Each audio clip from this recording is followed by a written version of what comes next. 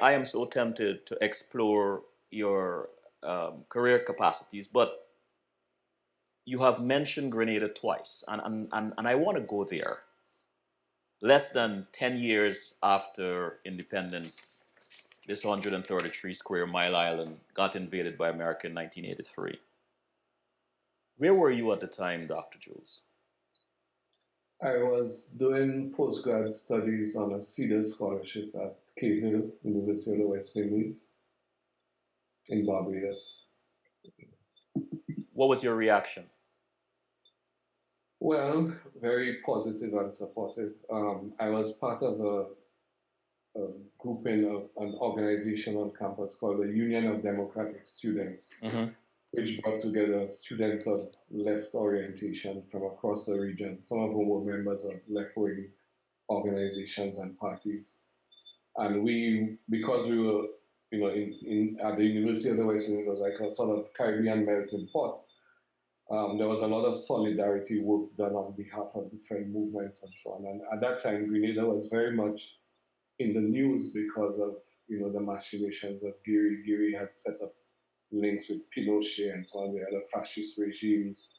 There had been the events of Bloody Sunday and Bloody Monday and so on, where he'd beaten opponents. People had been killed in Grenada in political opposition and so on. So we were very strongly in support of, of the struggles of the Grenadian people for a strong, better democracy, right? So we were in touch with the New Jewel movement, and they had actually said to us to keep monitoring the situation because anything could happen at any time. But when they said that to us, we interpreted that to mean that Giri at any time may move to clamp down on them in a much harder and more brutal way. And so we should be prepared, but we never anticipated that they would fight back in the manner in which they did. So on the morning of March 13th, I got a call early in the morning saying, tune into Radio Grenada and stay tuned. So I tuned in, and there was Maurice Bishop announcing the Grenada Revolution. I immediately rushed to Ralph Gonzalez's home, who was a lecturer and part of a sort of mentor of the Union of Democratic Students. He was a political science lecturer at Haven at the time. And we informed him, and we monitored and recorded. And in fact, one of the pictures I sent you was the night of March 13th.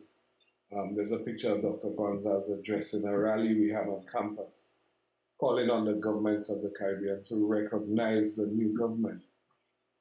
And from then, we started all kinds of solidarity actions. We printed leaflets, distributed in the streets, calling on them.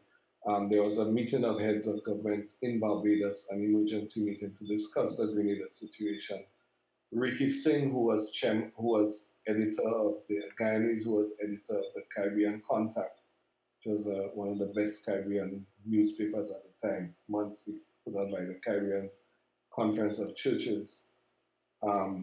Jackie Kreft, who was Grenadian but working in Grenada with CADEC, myself and a couple of the UBS guys and Gonzalez, we immediately provided support to the revolutionary government reps who came to attend that meeting.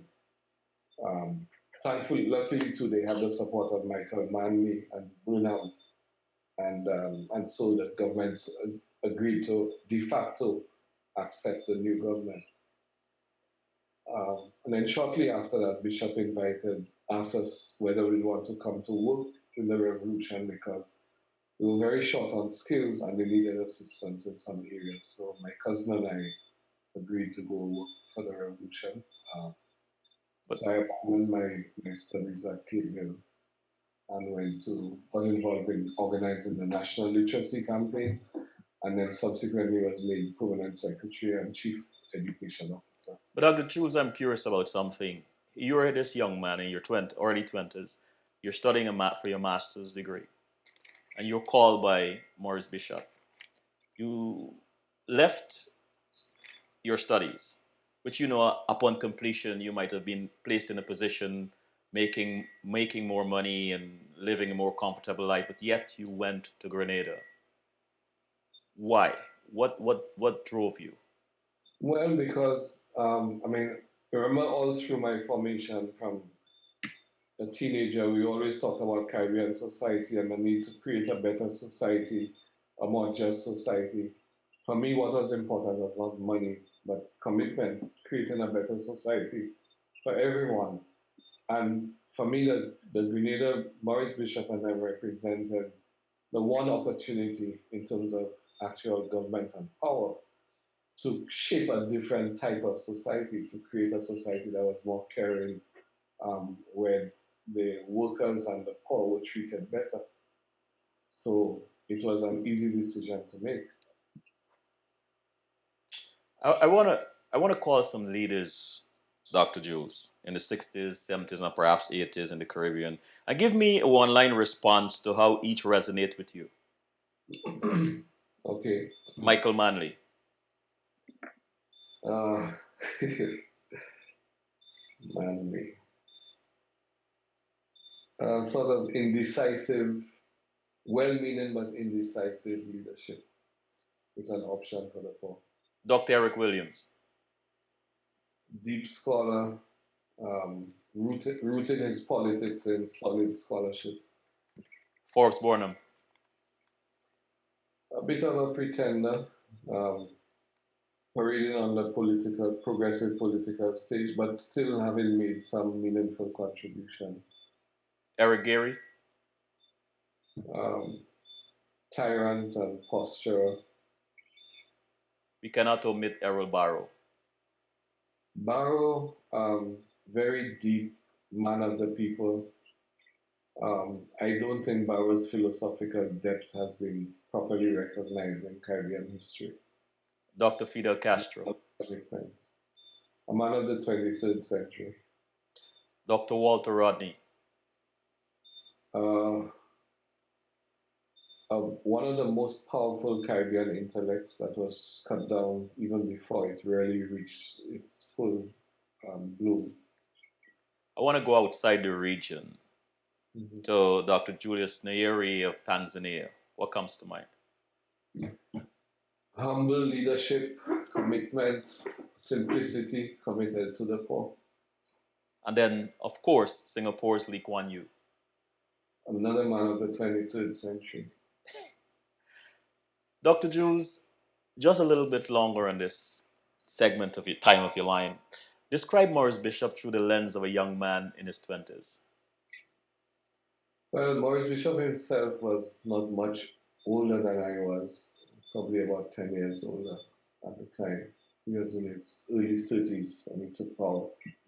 But he was a regular guy. I know history and time has a way of idolizing and hypothesizing people. But Bishop was as regular as a guy as you would find. Ordinary Caribbean guy, but what made him extraordinary was in fact the ease with which he moved with people at all levels, whether they be princes or paupers. And one of the most enduring memories I have of Bishop is the way in which he was able to ground with people at all levels. I attended one of the CARICOM meetings that he was present at, which he was part of his delegation. And from the time we entered the hotel, I mean, the workers, because of Grenada and what was happening, the policies of the revolution were very worker positive and, like equal pay for women, maternity leave, was very progressive. So workers tended to gravitate to him, and the workers at the hotel just sort of mobbed him. And he just, sat on the sidewalk talking to the workers, listening to their issues, asking questions. At one point in our stay, he went into the kitchen to insist on meeting the kitchen staff to thank them for the meals they provided. He was very, very regular. If you could contribute to the, and perhaps you can, contribute to the history narrative, or at least curate the biography, or at least the parts you're intimate with of the late Prime Minister Maurice Bishop, what are 3 or 4, let's say 3 facts you'd like to present to the world? Sorry? What now? What are 3 facts about Maurice Bishop you would like to present to the world that most people will not know, or you believe is distorted, are distorted? Well, again, it's that whole thing of the, remember Grenada was at the zenith of the Cold War. Mm-hmm. So Bishop has been characterized as being a communist, as being different things. Yes, he was a communist, I can say. And in fact, some people have tried to paint him as being less than. But again, Bishop was essentially a very humane person. Um, he was very decisive in his politics and very clear about what his priorities were. But he was also a very humane and understanding person. So that I think is something that stands out for me. The other thing about it too was his ability to reach and move people. I mean, Bishop would inspire the most fanatical loyalty among his followers because people could feel how genuine he was and his concern for them and his identification with their issues and their causes.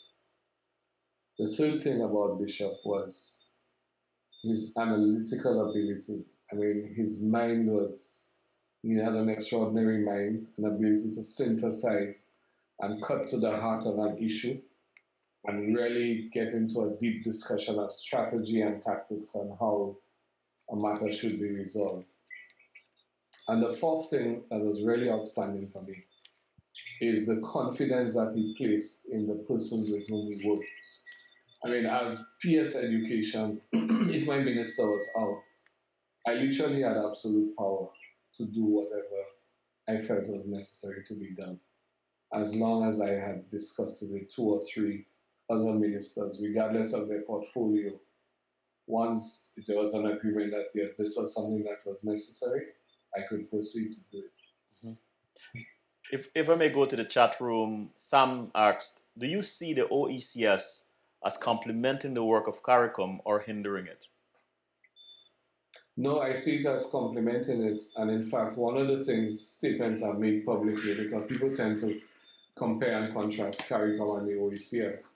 I mean, objectively, I do think that the O.E.C.S has shown an ability to move faster on regional integration in many ways. Because now, for example, we have the freedom of movement of people, and nationals of the O.E.C.S don't need to provide any skills certificate or anything. You just need to have a valid ID from any of the O.E.C.S countries, and you can relocate tomorrow if you wish. No questions asked. So we have moved faster. Mm-hmm. But let's be clear about this. There has to be a symbiotic relationship between CARICOM and the O.E.C.S. And even if the O.E.C.S is able to be more nimble and move faster on some fronts, ultimately we cannot succeed if CARICOM itself does not succeed and vice versa. Mm-hmm.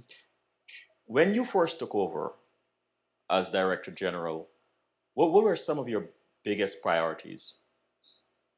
Well, my priorities are aligned to the treaty, the revised Treaty of Basel. Mm-hmm. So I had come to the job with four essential vision priorities. The first was organizational transformation itself. Everywhere I've gone, I've had that as a major initial priority because I think there's a lot of work to be done in terms of public sector reform in the Caribbean. Mm-hmm. Um, a lot of our institutions are just in a bureaucratic mold and they have to be changed to be the change that they want to see, that we want to see. So it's not possible for us to be in the O.E.C.S Commission announcing a new era of Caribbean civilization and Caribbean integration and cooperation, and we don't ourselves embody that which we are preaching. So the transformation of the organization itself is critical. And in that context, when I talk about organizational transformation, it's not just about restructuring the organization, it's about ensuring that you also leverage technology so you're able to deliver on the services that you're expected to deliver in the most cost effective manner with the greatest efficiency. That you have to also provide and encourage and support the staff to be the best that they can be. Unfortunately, that invariably also involves getting rid of dead weight because there is a lot of dead weight in the public services in the Caribbean. but then empowering staff to be the best that they can be, so that you have a high-performing team of empowered individuals who can really make a difference. So that's the first priority. The second is achieving the free movement, development, and growth of people, goods, services, and ideas. So that's at the heart of the revised Treaty of Bastille, because we talk about the free movement of people, the free circulation of goods, and that each of that priority by itself carries a number of logical implications. So, for example, if we're talking about the free circulation of capital, it means working closely with the central bank, ensuring that we revitalize, for example, the stock exchange, the O.E.C.S stock exchange, which has existed for more than 10 years but has not been fully utilized. And not just to revive it in the sense of making it more dynamic, but also making it more relevant to the ordinary citizen. So that, for example, people, a cleaner in a ministry should see the stock exchange as a means of capital accumulation and for herself and her family. Obviously, they just probably afford to buy just a few shares, but through the credit unions, they can participate in mutual funds that through which these investments can happen. We keep talking about LIAT and the need for capitalization of LIAT. I mean, I would love to see the day when we can float a substantial number of shares for LIAT on the O.E.C.S stock market and let the trade unions, workers, ordinary people, business people, small business people buy shares in LIAT. Because we need to also create a culture of ownership in our societies. We cannot just be, people should not just be working for salaries and dependent on jobs, jobs given by other people. I think part of the whole thrust to entrepreneurship and self-reliance means that we need to learn to grow our own capital. What surprised you? And we'll take a quick break after this. What surprised you when you first assumed that position? What did you see there, or that surprised you?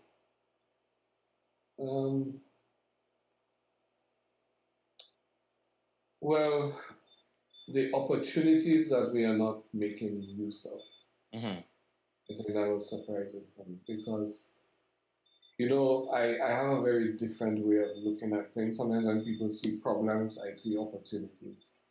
And every time we are confronted with a problem, the first question I ask myself is, what is the opportunity embedded in this problem? Because I believe that when a problem occurs, we can either put a plaster on it, or we can try to get into a root cause analysis of what caused that problem and try to shape a solution. And sometimes, because of the occurrence of that problem, you are forced to pay attention to the situation. But if you take a deep root analysis of the situation, you come up with solutions that not only solve the problem, but take you somewhere that you would not have gone, much further than you would have gone had that problem not occurred. Mm-hmm. A good example of that was within 2 months of me assuming the leadership of CXC, the Caribbean Examinations Council, there was a major breach of exam papers in Trinidad and Tobago. And I can tell you there was a huge discussion at the senior levels as to what should we do about that breach. Should we pretend it didn't happen, ignore it, which was really not an option because if there's a breach, there's a breach, and you have to preserve the integrity of your exams. So we canceled the examinations for the entire region and had to quickly come up with alternative papers. Thankfully, the council has procedures to deal with those things. But then I saw it as also an opportunity to completely revise the security arrangements around examinations in the region. So what we did was hire, as a consultant, the guy who was in charge of security for World Cup cricket in the Caribbean, a Barbadian commissioner. Yeah. And he did that study for us. And the result of that was that we completely redesigned the security arrangements from the design of exam papers right down to the return of scripts. And what I can tell you is that CXC actually ended up with a system that is as tight as the delivery of banknotes across the region.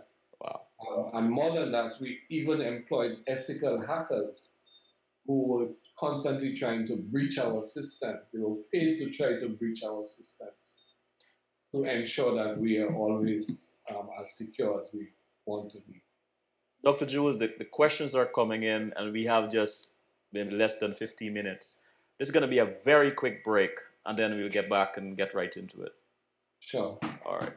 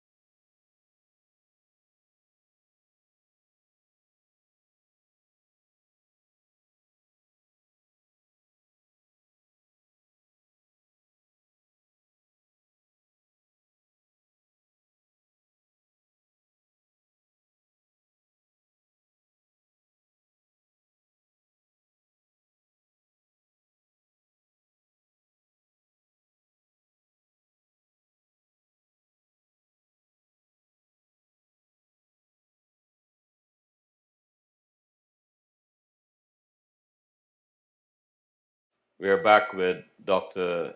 Didacus Jules. Dr. Jules, in the chat room, Patrick asks, what about Eugenia Charles? I guess he was talking about some of the heads of state I mentioned.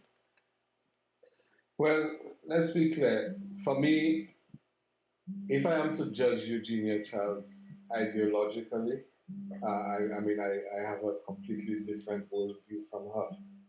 But I don't think we should apply one yardstick to everyone. Right. I think Eugenia has to be put in the context of her country, her time, and her contribution to the development of her country. So, judged as a Caribbean leader, I have the greatest respect for Eugenia Childs, as I do for Sir John Compton. Although ideologically I would not have seen eye to eye with them. But I think within their paradigm of development, they did their best um, for their countries. Thank you. And what I think about Eugenia is that she provided Mhm. very strong leadership to Dominica at a time when this was badly needed.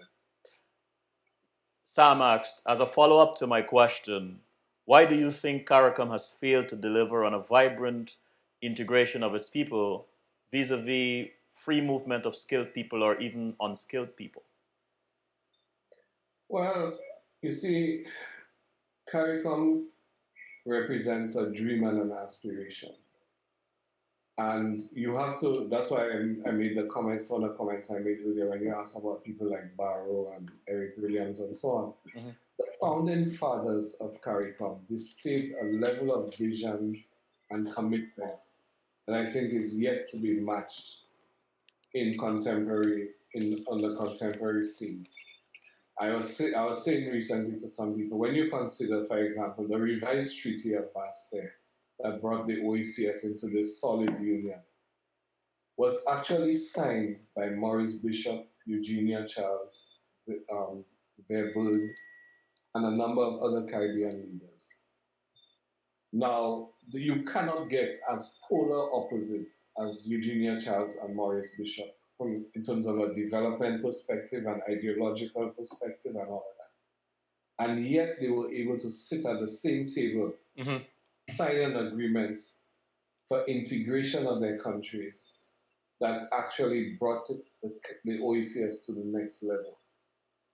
Now, that capacity to look beyond our differences and emphasize the things that unite us more than the things that divide us is what I think we need to look carefully at. Right? The only reason why CARICOM has not been able to move faster is because of politics, particularly in some of the bigger countries. Um, if I may say it, in my personal view is that in Trinidad and Tobago, there's a general attitude and feeling that they're too rich to be part of something regional. In Jamaica, there's the feeling that they're too big and special to be part of something regional. So we all have our complexes, our insular complexes that prevent us from really, really dealing with this issue up front and recognize that none of us are big enough or powerful enough to speak on our own and survive in today's uncompromisingly competitive world. The only way the Caribbean can succeed is by working together. And in fact, just recently, I was at the COP21 conference in Paris. Mm-hmm. I have never seen a level of cooperation and unity of purpose as happened at COP21.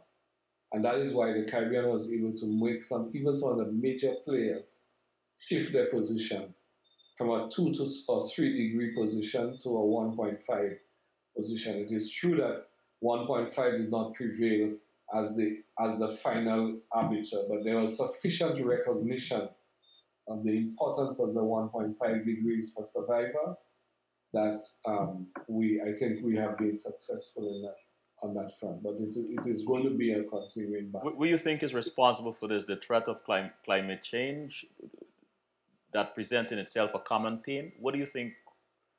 Well, I think when we are faced with enemies that are bigger and greater than ourselves, and the threat is absolutely existential, we tend to step up to the plate.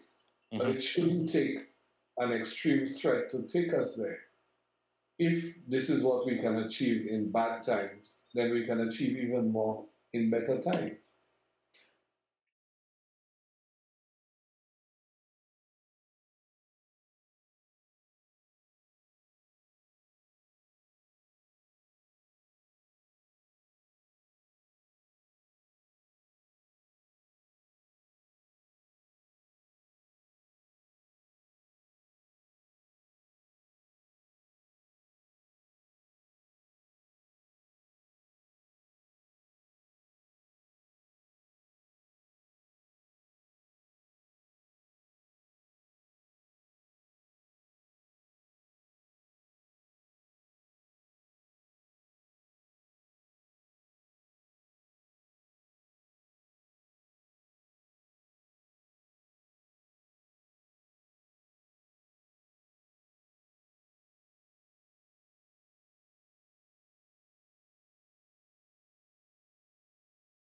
This is day one of O.E.C.S Live's New York trip, and we are at Princess Juliana Airport, heading to JFK in a couple of hours. Stay tuned.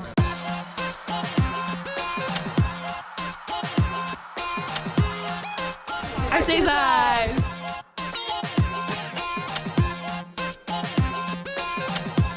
I have to go check in.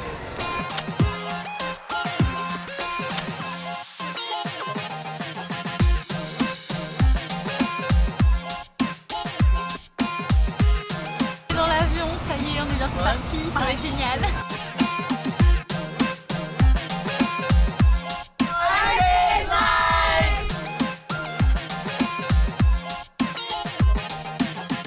We're in the Big Apple.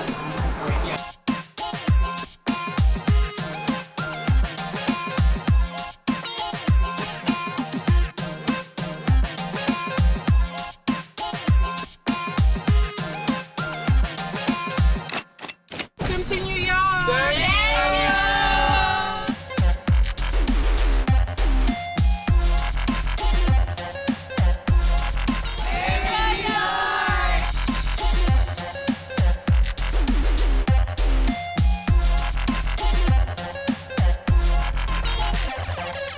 We got to the hotel and we got a welcome and we got a bunch of gift bags for our rooms and we got like cookies and drinks and all that, so that was really nice with our O.E.C.S Live logo on it. So they're really supporting us and they want to show our art and different things like that, so we're really happy. It's cool.